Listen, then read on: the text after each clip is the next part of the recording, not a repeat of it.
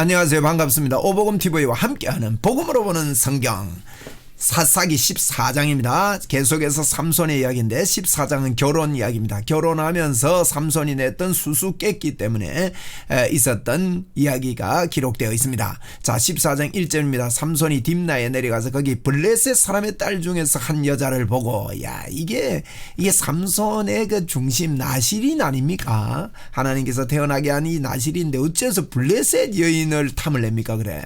이것이 삼손의 베이스가 바탕이 잘못됐다고 볼 수가 있는 것이죠. 14장 2절입니다. 올라가서 자기 부모에게 말하여 이르되 내가 딥나에서 블레셋 사람의 딸 중에 한 여자를 보았사오니 이제 그를 맞이하여 내 아내로 삼게 하소서 하며, 아버지에게 먼저 이야기해야 됩니다.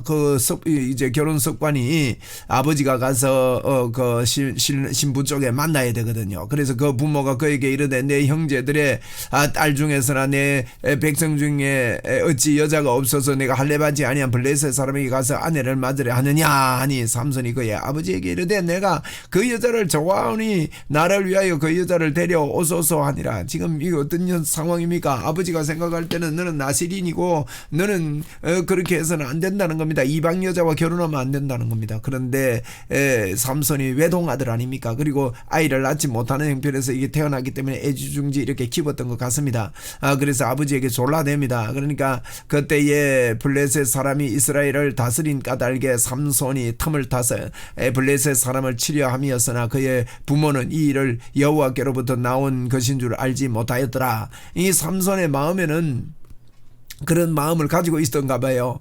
그러나 하나님은 합력하여 선을 이루시는 그 방편이라고 저는 봅니다. 하나님께서 블레셋 사람의 그 아내와 삼손이 결혼하는 것을 근본적으로 원하지 않았을 것입니다. 왜냐하면 율법에 그렇게 말씀했기 때문에 그 어긋난 하나님이 아니십니다. 그런데 하나님께서 이 일을 통해서 합력하여 선을 이루시기 위해서 주의 백성들을 이렇게 사용하시는 것이죠. 그래서 그 틈을 타서 블레셋 사람을 이렇게 치려 한다고 그렇게 기록하고 있습니다. 삼손이 그의 부모와 함께 딥나에 내려가서 딥나 포도원에 이른즉 젊은 사자가 그를 보고 소리를 지른지라. 내려가는데 이 사자가 나타난 거예요.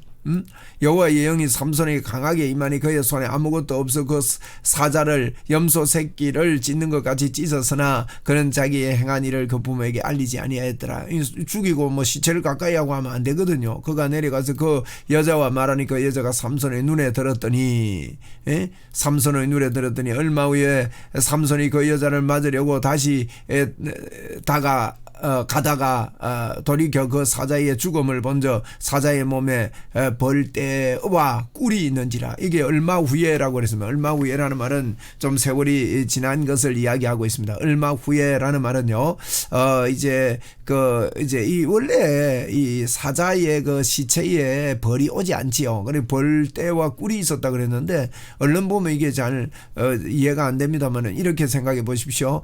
이 벌이요 바위 틈이나 이런 데서 꿀을 넣습니다. 그런데 태양빛이 내리쬐니까 이 사자가 바짝 말랐다고 볼 수 있죠. 바위처럼. 그렇게 딱딱한 그런 사자의 시체가 되고 이게 뼈도 있고 뭐 해골 같은 이런 속에 이제 벌이 집을 짓지 않겠습니까? 바짝 말랐으니까. 그래서 벌떼와 꿀이 있는지라 손으로 그 꿀을 떠서 걸어가며 먹고 그의 부모에게 이르러 그에게 그것을 들여서 먹게 하였으나 그 꿀을 사자의 몸에서 떠왔다고 알리지 아니하였더라.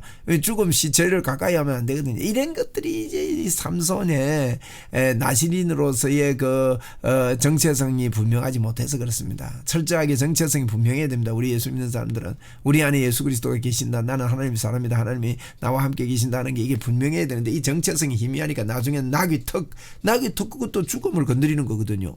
그래가지고 그걸 가지고 사람들을 쳐 죽이고 하는데 뭐 대단한 것 같이 보이지만은 여러분 임마누엘의 이 기쁨으로 이 삼손이 살지 못합니다. 그리고 삼손의 그 중심을 보면요 전부 다 개인적입니다. 자세히 보십시오. 드릴라 좋아했던 것도 개인적이고 그 여자 때문에 쫄딱 망해요. 이 사람은. 그게 이게 참 인본주의적이고 세상적인 이런 나시린의 대표입니다. 아무리 인간이 뛰어나고 하더라도 구원을 이룰 수 없다는 것을 우리에게 상징적으로 보여주고 있는, 뭐 상징적이기 때보다도 실제로 그래요. 실제 그런 것들을 우리에게 그려주고 있는 것입니다. 그래서 10절입니다. 삼손의 아버지가 여자에게로 내려가며 삼손이 그에게 가서 잔치를 베풀었으니 청년들이 이렇게 행하는 풍습이 있었습니다. 청년들이, 그 주변 청년들이 무리가 삼손을 보고 30명을 데려와서 친구를 삼아 그와 함께 하게 한지라 30명이 온 거예요. 그래서 삼손이 그에게 이르되 내가 이제 너희에게 수수께끼를 내리니 잔치하는 이래 동안에 너희가 그것을 풀어 내게 말하면 내가 30벌과 겉옷 30벌을 너에게 주리라. 뭐 이게 풍습이었는지는 몰라도 어쨌든 수수께끼를 내가지고 그거 풀면 내가 이제 예단을 주겠다는 거예요. 30개의 30벌의 겉옷과 30벌의 그 300옷을 주겠다. 이렇게 약속을 한 겁니다. 그래서 삼손이 수수께끼를 했습니다. 그러나 그것을 너희가 말하지 못하면 너희가 내게 베옷 30벌과 겉옷 30벌을 줄지니라 하니 그들이 이르되 내가 수수께끼를 내면 우리가 그것을 들으리라. 수수께끼 내라. 그러면 우리 그래 하자 하고 서로 약조를 맺은 겁니다. 그러니까 삼손이 그에게 이르되 먹는 자에게서는 먹는 것이 나오고 강한 자에게서는 단 것이 나왔느니라 하니라. 그들이 사흘이 되도록 수수께끼를 풀지 못했습니다. 못 푸는 거예요. 그래 못 풀어가지고 삼손이 낸 수수께를 못 푸니까 7째 날에 이르러 그들이 삼손의 아내에게 이르되 너는 네 남편을 깨어 그 수수께끼를 우리에게 알려달라 하라. 그렇지 아니하면 너와 네 집을 불사르리라. 너희가 우리의 소유를 빼앗고자 하여 우리를 정한 것이 아니냐. 그렇지 아니하냐. 이제 30불 옷 내게 돼 있으니까 아내를 신부를 압박한 거예요. 아내 남편에게 살짝 꼬아가지고 빨리 우리한테 다 안 갖다 주나. 안 그러면 너희가 이게 집에 불사르겠다는 거예요.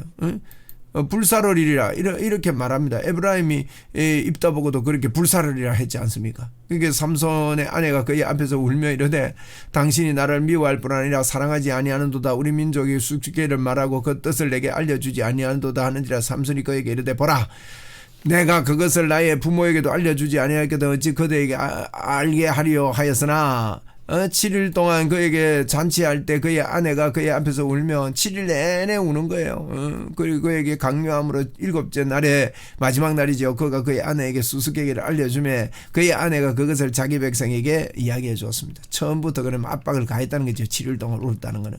그래가지고요 7일째 날 해지기 전에 성읍 사람들이 삼손에게 이르되 무엇이 꿀보다 달겠으며 무엇이 사자보다 강하겠느냐 한지라. 삼손이 그들에게 이르되 너희가 내 암송아지로 밭갈지 아니하였더라면, 암송아지라면 아내를 괴롭히지 아니하였다면 그 말입니다. 밭갈지 아니하였더라면 내 수수께끼를 능히 풀지 못하였으리라 하니라. 그래가지고요 19절에 여호와의 영이 삼손에게 갑자기 임함에 삼손이 아스글론에 내려가서 그곳 사람 30명을 쳐 죽이고 노력하여 수수께끼 푼 자들에게 옷을 주고 심히 노하여 그 아버지 집으로 올라갔고, 심히 노해가지고 아버지 집에 올라간 거예요. 사람 30명 죽이고. 사람 죽이고 하면 안 되는데 그죠. 그래서 이런 참 사사로운 일 때문에 삼손이 이런 실수를 한 거죠 사실은. 그래서 삼손의 아내는 삼손의 친구였던 그 친구에게 준바되었더라. 삼손의 아내는요 삼손의 친구였던 그의 친구에게 주어버렸어요.